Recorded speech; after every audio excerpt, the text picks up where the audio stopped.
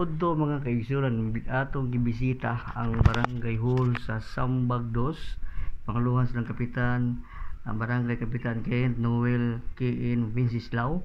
O unsay kuan na may napiktuhan nga taga diri. Mayong udto nimo, kumusta na imong mga isiga sitio barangay? Kumusta na? Doon na ba'y pila ka barangay na epektuhan sa niadtong bagyong Tino? Kap. Ayong atong may buntag no sa atong mga suki diha sa radyo no. As of karon affected na to natay mga tulo ka sityohan na affected sa flooded. Kuni nga nasa tay mga total damage sa mga balay, meaning na wash out na sila. Napod sa partially damaged po mo itong mga flooded na to. As of karon currently nag-finalize pa ta sa pang validation sa DSWS kay sila man ang ahensya na mo-evaluate sa mga tao. Apan karon nag-ongoing yapon ang atong problema sa aga sa tubig. Mo pa ni problema sa basura sa salin sa Tino. Unya kuan na lang ang pagpahanay sa ayuda kay naman yung under the state of calamity, naglain ng itong barangay o fund, manang quick response fund para pangihatan sa mga naapektuhan sa baha. So gahapon nagtaging ni sa mga balay aron dito na mo i-drop off ang 25 kilos of rice para sa mga structure na to na naapektuhan.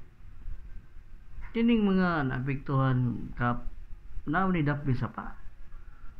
For sure. Mapila man ka gahapon nata as of karon sa structure line lang nato nata sa mga 300 no, almost 300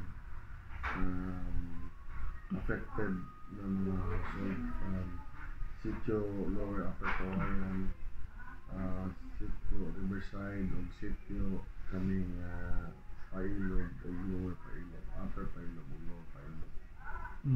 Unsa may mensahe nato kap sa atong mga lumulupi aron di na mausab ning mahitabo na turon na bagyo kay na may nahinangat nga bagyo.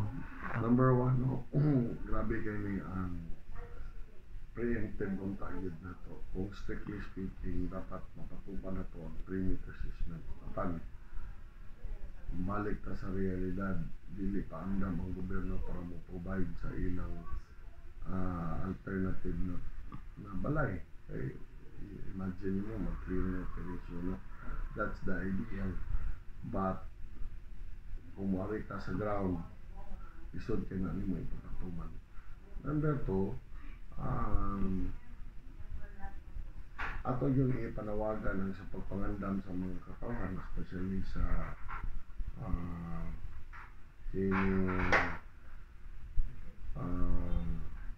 pag natay preempt evacuation, dapat tanan ng preempt evacuation. Ako ang katapusan na lang imong pamahayag gap imo lang panapos mga mensahe lang nimo sa mga imong lumulupi kap dis imong barangay Sambag. Okay, sa tanan natong Sambag noon, I hope mabuti ang message ninyo. Kita sa barangay, kauban sa mga empleyado, we are trying our best na naningkamot ni na mahatag ng mga saktong serbisyo, especially sa panahon karon na naigan mo bagyo. Ang ako lang, kailangan ta maligon, kailangan ta mo bangon sa karon na mga karon trahedya. Nagdako kayo nga itong lessons learned na kita ang barangay o kamo ang katauhan dapat mag-partner ta. Siguro namin mga lapses during sa pagpanerbisyo apan still nanikamot mi na ato ng ma-perfect no, or more than perfect ang pagpanerbisyo kay mao ni atong commitment sa Sambag 2 na mahatag ang saktong serbisyo kay gusto namo ang gobyerno para ninyo sa katauhan. Salamat kap. Salamat. Wag ka pa.